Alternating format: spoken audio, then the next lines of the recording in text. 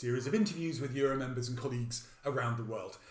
It's my great pleasure in this interview to introduce you to Renee Stegmann of Relocation Africa. Please bear in mind that the internet is quite patchy at the moment, and so there is a section at the beginning of the interview when we do lose sound for a few seconds. Also bear in mind that this was recorded on the 7th of April, and as we all know, this is a very fast-moving situation, so things may have changed by the time you watch the interview. Hello, and welcome back to our series of interviews with Euro members across the world. It's my great pleasure today to introduce you to Renee Stegmann from Relocation Africa. I've had the privilege of working with Renee and knowing Renee for quite some years now, and actually spending time with you in South Africa over our Cape Town conference was awesome. Renee, how are you and how are things in South Africa? Well, thank you very much for the opportunity to share what we're experiencing all the way down here in South Africa. I'm good. Our lockdown is pretty extreme, what I've been learning from around the world and what other people are experiencing comparatively. So we are pretty much confined to our homes and can only go out for food and medical supplies, and obviously if any medical emergencies, donating blood, and basically they consider social grants, which is the collection of government funds to our poorer community, as essential as well. So that's it. You cannot walk your dog, you cannot go for a jog, you cannot ride your bike. All the national parks are closed, you cannot go anywhere out and about. We cannot purchase liquor, and we cannot purchase cigarettes.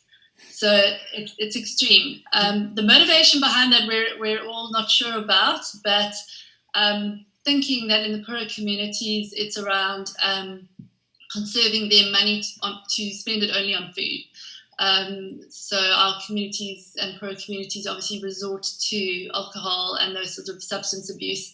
So I think that is the motivation. It's the only thing that makes sense to me. So it's pretty extreme in terms of a lockdown. I'm an outdoor person, so I'm finding it rather difficult. I know. I mean, I was just going to say that because I know you're incredibly sporty. This must be really tough. Yeah, it is really tough. I have got a group of girls. We have a call every day, and on one of these house party type apps, and we sit and do group exercises together and chuckle and what have you. So we try and keep it together, but keeping each other motivated and just checking in with each other on a personal level. So we're getting there, but the endorphins aren't quite triggered as they would be on a mountain or going for a run. So it is quite strange. I mean, it is a very extensive lockdown, and I mean, I was saying to you before, Marie, who works with us, is South African, so she's very in touch with her family as well, and had mentioned the alcohol ban.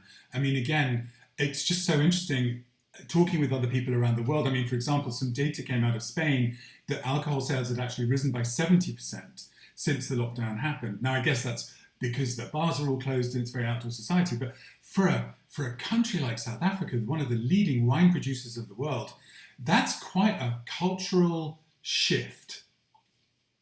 Yeah, it certainly is. I mean, as I said, I understand the motivation for it. But I mean, I certainly am probably drinking a lot more, because every evening you there's no reason why not, you're not getting up bright and early. So, it's I can understand why alcohol consumption does increase.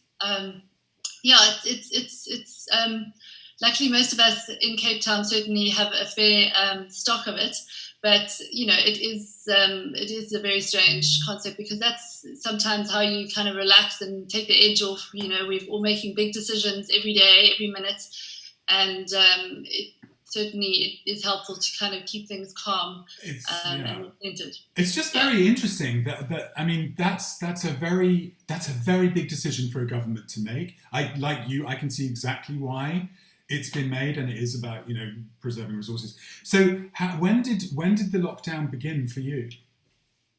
Well, so I was traveling in Europe, and actually it wasn't just sort of to the UK on my usual UK back. It was I went to Prague, UK, and then up to Amsterdam, and then down to Paris. Oh, great. mainly business. And so on the 5th of March, I think it was, I was actually at the conference in Amsterdam. We had our first case in South Africa. So yeah, it's pretty hard coming back on the 9th of March, and we were all quite blasé, to be honest. Arriving at an airport, continuing, I literally went to work the Tuesday, Wednesday, Thursday, Friday, and then my husband got really sick, like 3 days off, man's flu, I thought. But yeah, he was properly sick, and so I kind of got really stressed because I'd exposed myself to my staff, and I could carry the virus and passed it on to him unknowingly. And so got tested.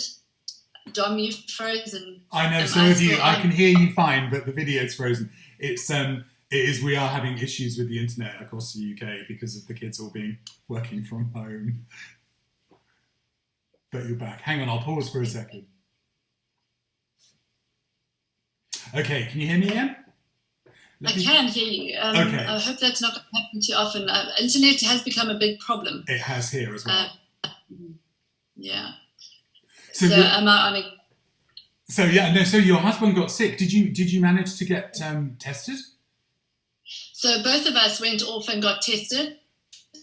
And so it was quite a stressful 7 days of waiting. Well, mine was 7 days. They did say it would be 24 hours to 48. So, but unfortunately, it was sort of at the pinnacle when I think South Africa just stepped up testing. And so, we waited 7 days, and his results came back on day 6, and he was negative. Okay. So I literally was so relieved because then I thought, imagine. Well, even... it was very little chance that I was carrying anything. But it was a pretty stressful time. And then that day was just a 4 days later when our president announced, on that Sunday, he announced a total shutdown on Thursday. So we had 4 days of freedom and then back to total lockdown. And did that give you enough time? I mean, I don't know whether you had any inkling this was going to happen, but did that give you enough time to get everybody in the team sorted out?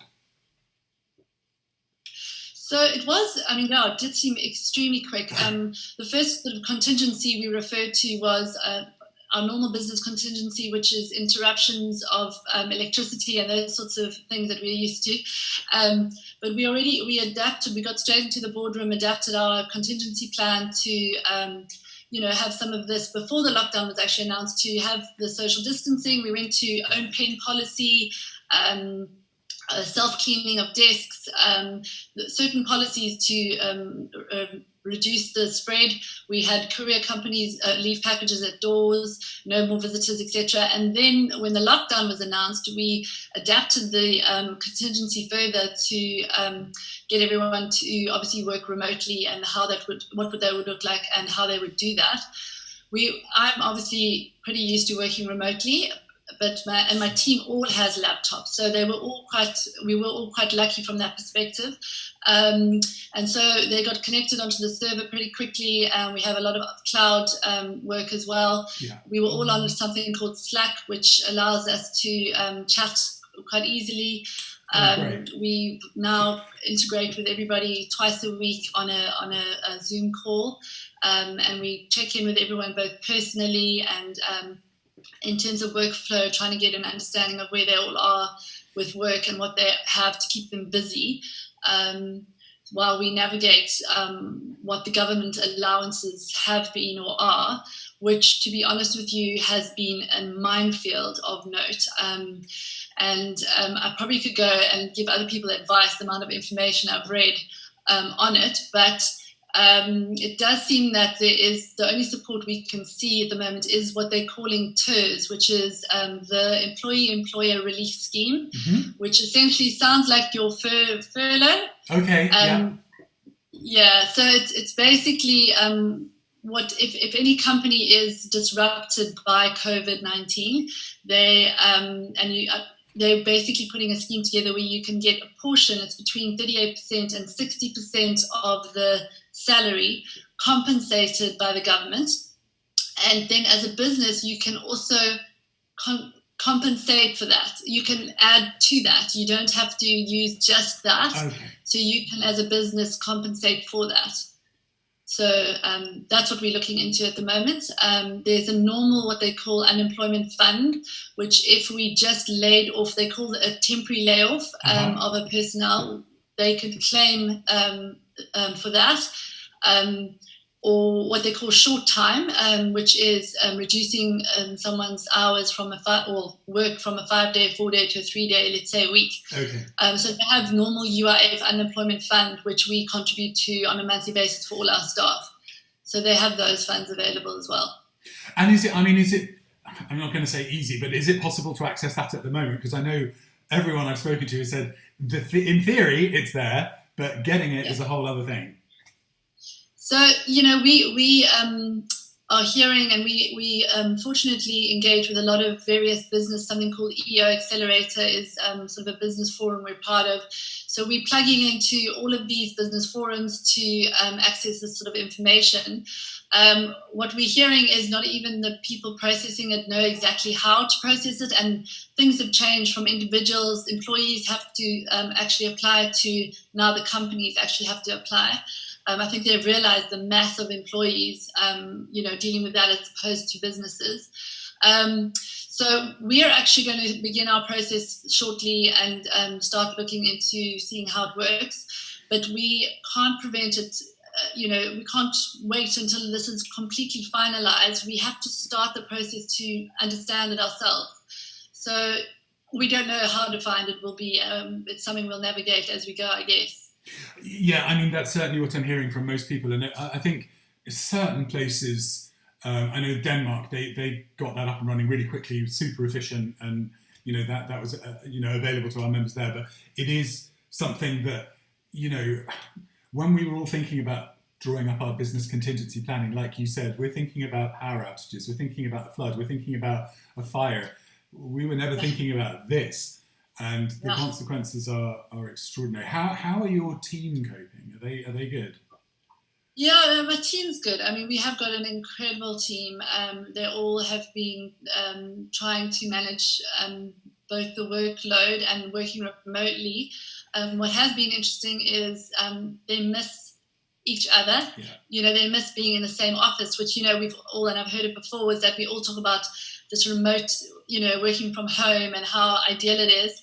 And I think they're all realizing that actually what we have in the office as a team is just incredible. And, so they're missing that camaraderie. And I think, fortunately, all of them are self-starters. So they're all able to work on their own.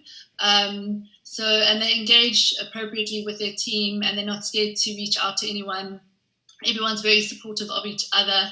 I think that's the incredible collaboration. It's like a new language of collaboration that I've seen is amongst our team, amongst our neighbors. Today a neighbor put on a WhatsApp group, like, anyone need any shopping? I'm at the shops. I was like, hey, I need some bananas. And the next minute, ding dong, I had bananas, So the amount of collaboration amongst both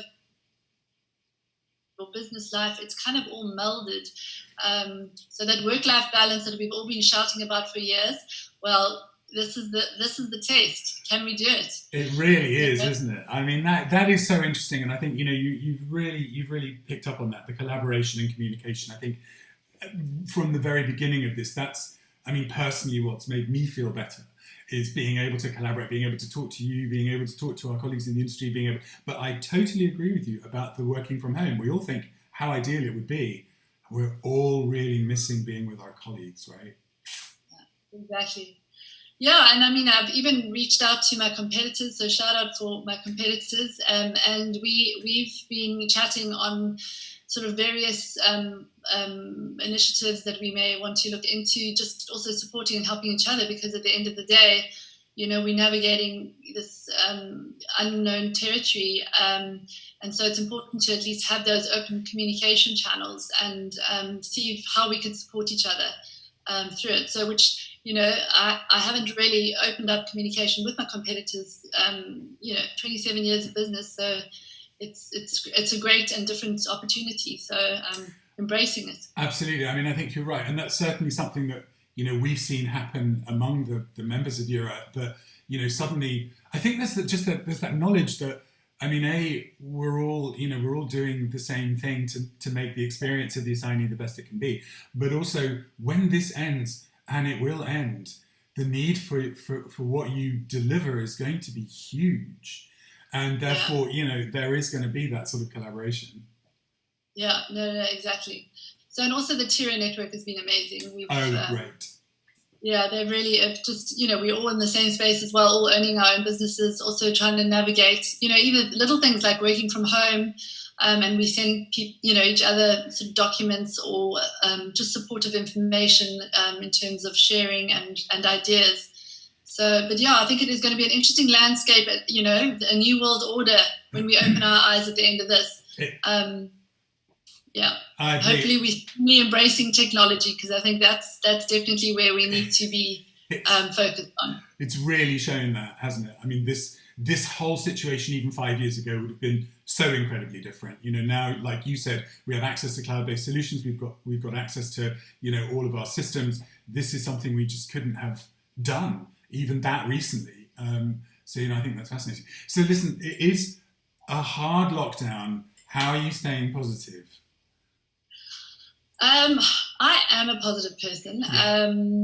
So I'm reading a lot. I'm listening to other people. I'm definitely not gobbling media. I rather listen to a TED Talk. In fact, a TED Talk or not story, real life stories.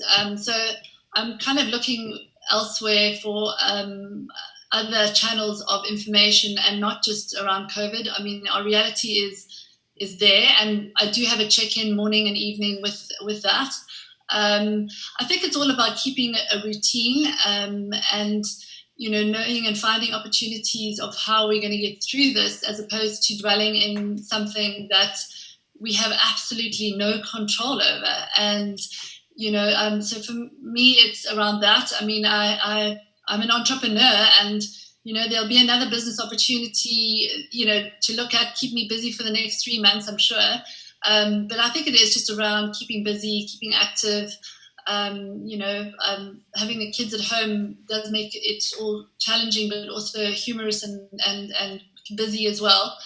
So there's lots of positivity around me, and just hopefully I can share that positivity with my team, because they're the ones who just need encouragement through this, and know that we are fighting as business owners to get through this to the other side, so that we can all have jobs and carry on where we left off. Absolutely. I think you've just raised something so important there, and I know it's definitely something that I will share with you. I did a sort of hashtag stop watching the news about 2 weeks ago, and I just thought, like you say, this is a situation over which we have no control. Somebody sent me the Serenity Prayer on WhatsApp. I can never remember it properly, but it's the thing about, give me the strength to change the things I can, understand the things I can't, and the wisdom to know the difference. And I'm like, well, like you, I cannot change this. TED Talks are just great. I'm going to do that. I'd forgotten about that, so thank you for that. That's brilliant. And I'll just share with you, I came across this amazing website called Future Learn, and it's like all these universities all over the world sharing knowledge and courses and things you can do, and I'm going to start that as well. Get some time. Yeah, I think, we hopefully need to, personal development, I think, is key for everyone in our industry. I think here's an opportunity. There's lots of courses and material available. I know MIM's opened up, and watch the space. I have quite a few consultants in Africa that they may be all looking at that, but I just think personal development is key. If we stop developing, what is the point? So we've got to keep growing and developing, because that'll be part of the transition and the change. That'll be the future. So we've got to keep positive and keep growing. And again, when have we had the time? And now we do. So, absolutely. Obviously, any of your teams who want to go through the MIM, it's all free. We're certifying everybody like crazy at the moment, and it's great. So, Renee, it's been a real pleasure to talk to you. It's actually made me feel Really good. Thank you. You are incredibly positive, and that really comes across. I'd love to catch up with you again in a few weeks, see where we are then. But in the meantime, thank you so much. Stay well, stay safe, and we'll catch up soon. Take care, Renee. Thank you. Bye-bye. Bye.